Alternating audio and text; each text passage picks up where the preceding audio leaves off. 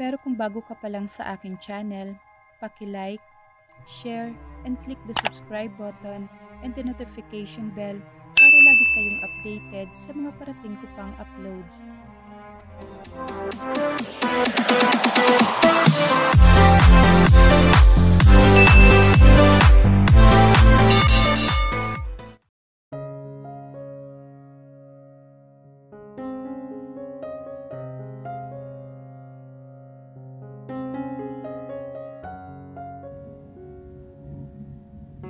At ikaw, Misty.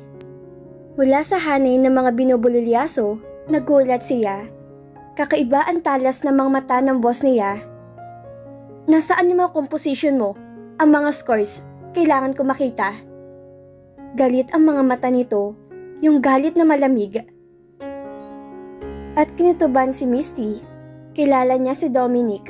Alam niya kung may nagbabadyang panganib. Hindi ka agad siya nakasagot. Ano to? Nananadya ka ba? Nakatatanggap naman talaga ang lahat ng staff at katrabaho ng paminsan-minsang panggigisa mula sa producer. Pero hindi pa niya naranasan ang malamig na galit nito. Ngayon ang pinakaunang pagkakataon na lahat na yatang klase ng galit ay namumuo sa mga mata nito. Kahit gaano man to nagpipigil. Mabuti nang siya na lang ang sumalo ng lahat. Lalo't hindi naman siya gaanong nakikisalamuha sa mga kasama araw-araw. Nakikita lang siya ng mga ito kapag rehearsals na at pinapayuhan siya sa tono ng kanta. Sa ibang mga araw, parati siyang nag-iisa, nag-iisip ng tamang tunog ng awitin. Hindi kaya't nahalata ng mga itong paborito siya ng boss? Tulad ngayon, tahimik at unti-unting nagsipag-alisan sa opisina ng producer ang mga taga-teatro. Baka kasi mga ito pang mapagbuntunan ng boss ng init ng ulo at ipahiya sa kapwa mga taga-teatro. Mahirap na. Dapat lang na siya na rin ang sumalo sa init ng ulo ni Dominic, ganun? Mga composition ko? Naibigay ko sa inyo kahapon ang mga naaprobahang bahagi ng kanta Pero kalahati pa lang. May hindi ba kayo nagustuhan? Pwede ko pa namang baguhin yon, hindi ba? Pwede pa namang baguhin? Nanunuya ang tinig ni Dominic. I gave you reasonable time to compose all of it. Where were you, Misty? Ba't ganito to? Naibulong niya sa sarili. Nakailang productions na sila, pero ngayon lang niya nakitang sobrang stress ang lalaki. Ano bang problema? Ba't ganitong pakikitungo ni Dominic sa kanya? Nangilid ang luha sa mga mata niya. Hindi niya alam kung paano tatakasan ang matatalim nitong titig. Kung tatakbo ba siya o ibabaon ng sarili sa lupa. Para siyang hinihiwa ng mga mata ng lalaki. May mukha ba siyang ihaharap sa mga kasama niya sa teatro? The problem with you is, masyado ka naging kampante. Bakit marami kang nasagap na magagandang feedback sa mga ginawa mo? You rested on your so-called laurels and didn't care about this new project. Well now, we have a disaster in the making. Anito, ninanlilisik ang mga mata. Because of you. Sigurado na si Misty sa kutob niya kung anong dahilan ng puot ni Dominic. Nga lang, hindi niya matanggap na siyang pinagbabalingan nito ng galit. Nahahalata na ba nito na may gusto siya dito? At nang ma-engage to kamakailan sa fiancé nito, ay hindi na siya nakapagsulat ng kanta. At parang sagot sa tanong niya ang tanong ng lalaki. Hindi ka na nagsusulat, hindi ba? Matagal na. Hayun, at sinabi rin ito. Since when, Misty? Ha? Nagsusulat pa rin ako, sir. Medyo challenging nga lang tong production na to. Pero ni-submit ko na naman ng kalahati ng composition Nang isang buwan? Kahit nagdududa ako, pinalagpas ko lang. Pero nagmasid ako. And you seem to be not doing anything. Napalunok si Misty. Napapansin din naman pala siya ni Dominic sa negatibong paraan nga lamang. At alam ko kung paano ka pumatay ng oras. Patuloy nito. We're hoping until 3 in the morning? And don't you dare deny that. Ako mismo nagkikita sa'yo. Napalunok ang dalaga. Where's the rest of the musical pieces, Misty? Madiin ang binitawang mga salita nito. Tell me, why are you here? What are you getting paid for? Nanunuyo ang mga labi niya at tumingin na nga lang sa sahig. Mabuti at nagsialisa ng staff na kasama sa umagang kay Gandang Bulilyaso. Pasalamat pa nga sila at nasalo niya ang lahat na nagbabagang putik at batong gustong ilabas ng bulkang mayon sa katauhan ng boss. Bahagya siyang umangat ng paningin at tumambad sa kanyang malatig ring titig ni Dominic Aguilar. Sisilain na ba siya nito? Do you know how much you are paid so that you can focus on your job? Para wag ka na maglaba, magluto, maglinis at gumawa ng hindi importanteng bagay. At nang matapos mo mga komposisyon? Nakakross ang mga braso ng lalaki at nanlilisik ang mga matang pinakatitigan siya. Do you know what it means to deserve that much pay? O baka naman, nabubulagan na? Dominic, sir please, it's not about the money. Lumunok siya para pigiling tumulo ang nangingilid na luha. It's all about creativity and I love my job, sir. I really do. I don't buy tears, Misty. Anito. Rule out those tears. Makipag-usap ka sa akin na maayos. Talk to me. Bubukas na sana ang bibig ni Misty pero inunahan na naman siya nito. About why I saw you in and out of bars lately. Ngayong binanggit ni Dominic ang bar hopping niya, tumiim ang kanyang bagang imbis na tumulo ang luha. Nabawasan ang takot niya sa lalaki. Tumapang siya. Alam mo ba ang tema ng bagong production? A professional geeky woman who believe she'll finally find her true love in a bar. Anong gusto mo? Tumambay ako sa mosteryo para magkaroon ng inspirasyon sa trabaho? May halong panunuya iyon. Stop it, Misty. Mariing sabad nito. Hindi mo kailangan magnakaw para lamang makagawa ng karakter na magnanakaw. Wasn't that what you're taught in college? O baka naman natulog ka sa literature class mo? Still, I need to experience what it likes to go out in bars. Pagmamatigas niya, hindi dahilan ang sunod-sunod mong paglabas. And can you explain throwing up in the middle of the street at 3 in the morning? Pinamulahan siya. I have evidence. Gusto mo bang makitang litrato mo na nasa aktong nagsusuka? Wala ka na doon. Personal na buhay ko yun eh. Eh kayo, tanungin yung sarili nyo kung ba't kayo nasa kalye sa oras ng gabi. Ano nga kayang ginagawa ni Dominic sa labas? Oras ng gabi gumagala sa kalsada. Eh ilang linggo na lang ikakasal na to. May lovers quarrel na kagad? Uwe, kaganda ng nobya? Iniiwan mag-isa sa kama. Napangiti siya sa dumi ng isip niya. She could be a very bad girl if she wanted to. Huwag kang manumbat, Misty. Tumaas ang kilay ni Misty nang marinig ito. Lalo't pinamulahan ng mukha ang lalaki at tumiim ang bagang. Nagtatanong lang eh. Aniya, sa mababang tinig. Sana inababalot siya ng matigas na baluti, yung katulad ng sapagong, kahit pa magmukha siyang teenage mutant ninja turtle, dahil napaka-sensitive yata ng balat niya sa mga titig ng lalaking to. While I'm not looking for a nun, I'm not looking for a composer with drinking problems either. Sabi ng lalaki. So, are you a boozer now? Lasengga ka na? Don't put labels on me. Especially if it's what I'm not. See? That's one of the symptoms. Anito, sabay kamot sa baba. Yan ang unang palatandaan ng lasenggo. Hindi makaamin na nalulunod na siya sa alak. And what are the other symptoms? Nakapamewang na si Misty at sarkastiko ang tinig. Hindi ko na kailangan banggitin. Lalabas at lalabas din ng mga yan. Katulad ng nangyari sa iyong ama? niya sa tinig na mahina lamang. Yun nga lang, narinig din pala nito ang lalaki at pinako siya nito na matilim na tingin. Napalunok si Misty. "Your dad successfully recovered, right?"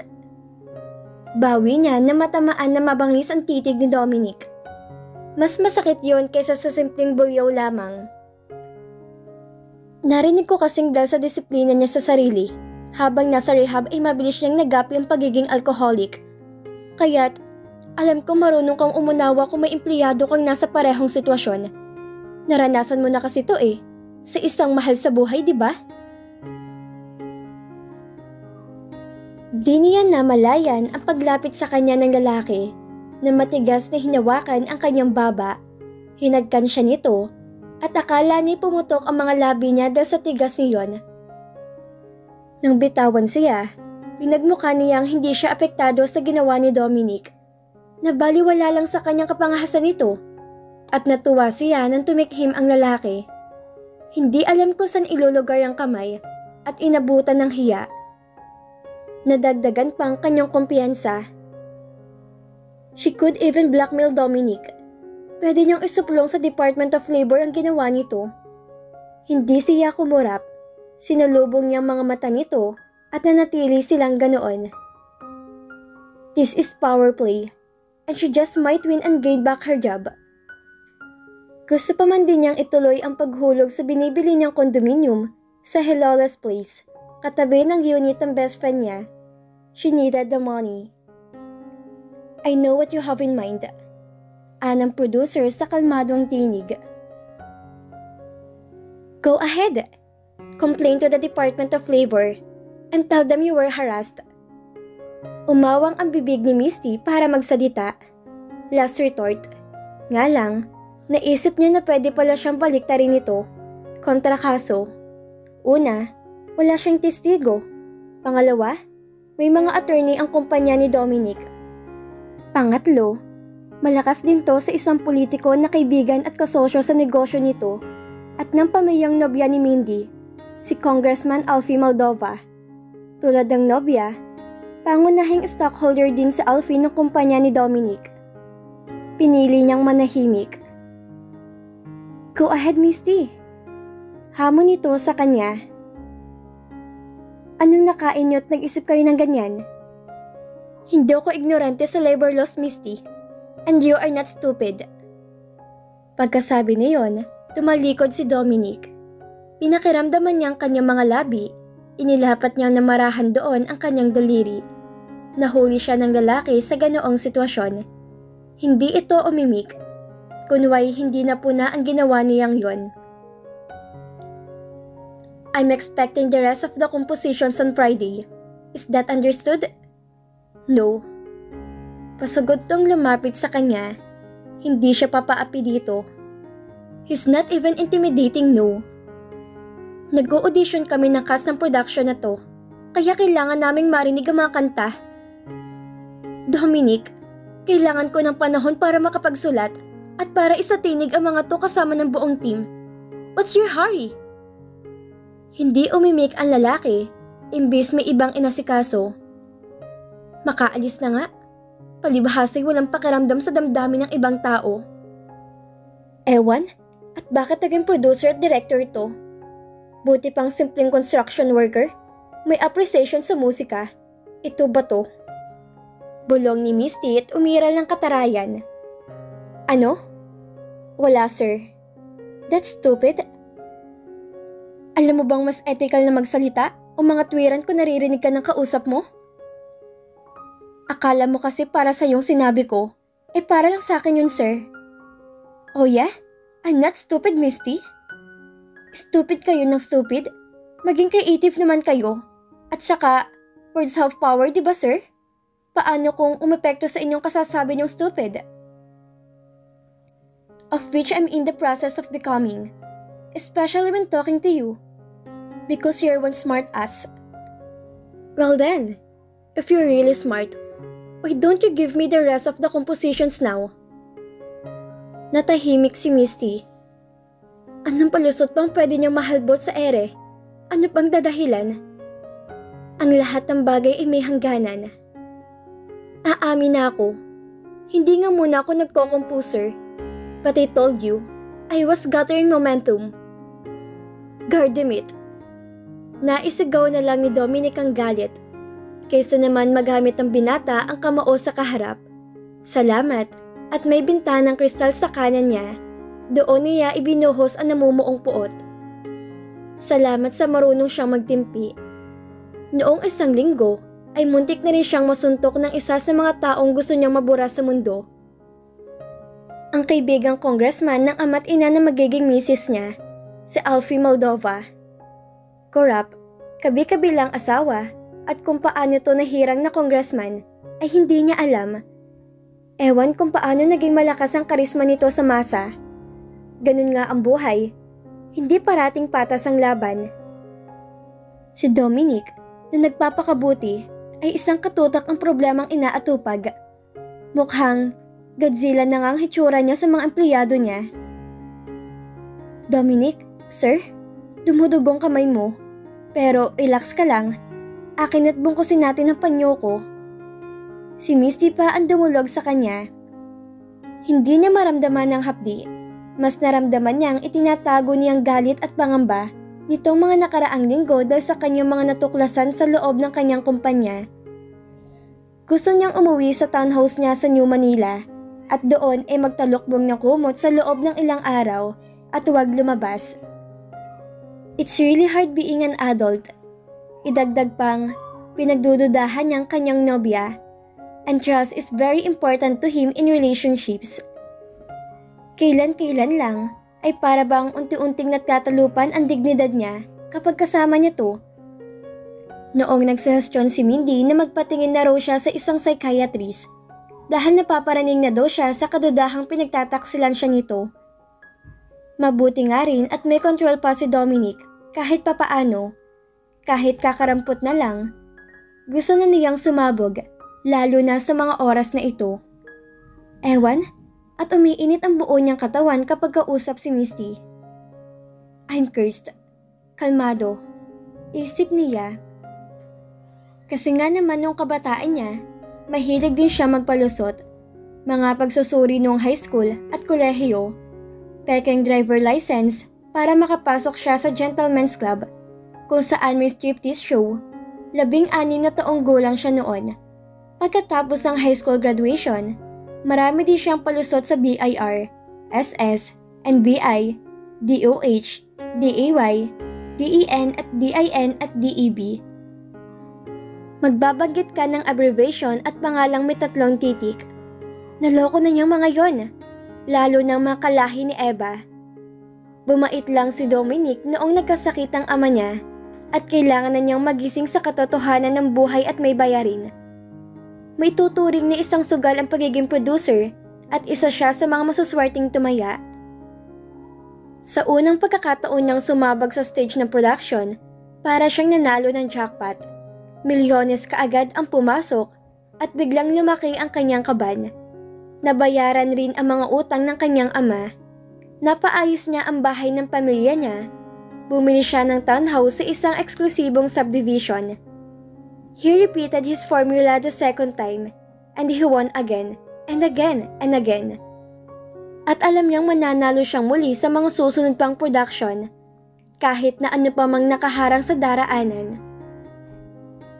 Hahawakan pa sana niya si Misty sa braso para asikasuhin ang sugat, pero umigted siya. It's okay, Aniya. And by the way, you're fired.